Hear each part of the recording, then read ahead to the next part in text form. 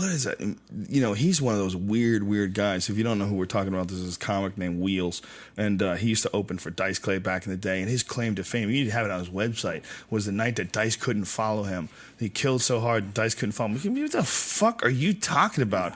Like, if you've never seen Dice perform, love or hate Dice, Dice is a goddamn pro. Yeah, nobody doesn't. Nobody goes on and Dice is like, I can't do it. Yeah, I can't follow it. It's impossible. It's never happened ever. But this dude is also like, his stories are, I don't want to call him a compulsive liar, but that's the only description that fits. Grandiosity, a little bit, yeah. Well, we did the La Jolla once, and he was like, I was a professional pool player. He's telling me he's a professional pool player. I go, really? Yeah, and he goes, oh yeah, I hustled. I go, dude, I didn't know that. I go, I've been looking for someone to play pool with. Come on, let's play pool.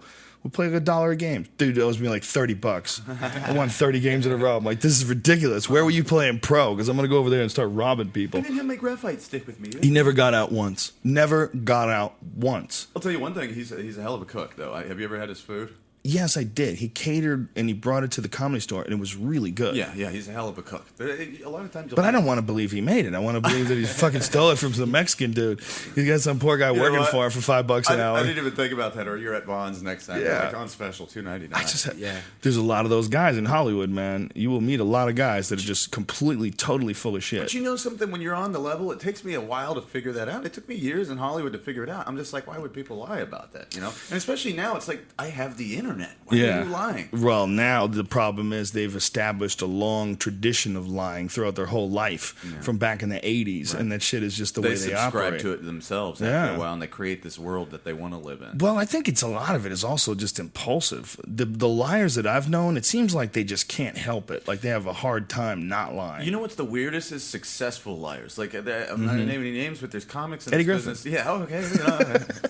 Yeah, you're not scared. I love Eddie Griffin. Yeah. I love Eddie Griffin, but Eddie Griffin's in the back of the Comedy Store once. I went 8 rounds yesterday with a world champion kickboxer. And I'm going to tell you what, for the first 3 rounds, a nigga was getting the best of me. But for the last 5, he didn't want none of this.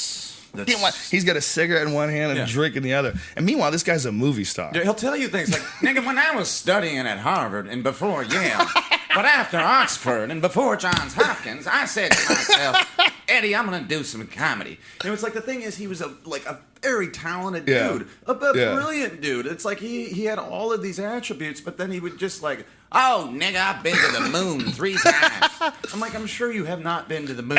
I don't think you have. He's a liar movie star. Yeah, and that's what I don't get. It's like you knocked it out of the park. You did something that 0.00001% of people in this town do. Congratulations. And here you're trying to tell me that you own Coca-Cola too? It's like, come on.